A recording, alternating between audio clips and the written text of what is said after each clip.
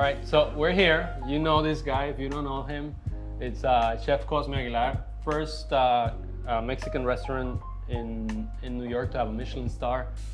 Amazing person, amazing friend. Been around knowing him for quite some time now, and we finally have a chance to get him to come over. You make the guacamole. How about that? Very simple. Very simple. So Yeah. You need to go to Harvard to make a guacamole. that's not true. I like to make a guacamole, make it with serrano, no jalapenos. Pero cebolla, tomatillo. So you just need cilantro. You gonna grill that too? No.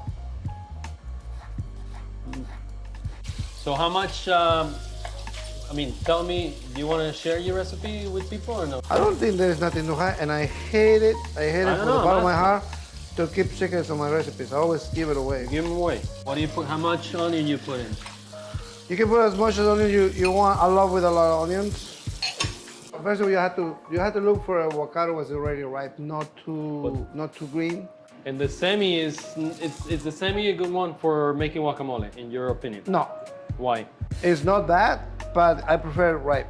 We use it semi for like more for decoration, for making the bowls, for the ceviche. Right. We need it like semi because we don't want too ripe because they break, and we don't want too green. Just hard, just firmer. Yes. Right? So it But breaks. for guacamole, we need it ripe. I think that everybody does. But why? Like, how do you make it chunky? You break it with a spoon? I would bake it with the spoon. Yeah. You don't squeeze it with anything? No. Because a lot of people like it like whipped. No, I don't whip it. I And just they do- mix it up. Yeah.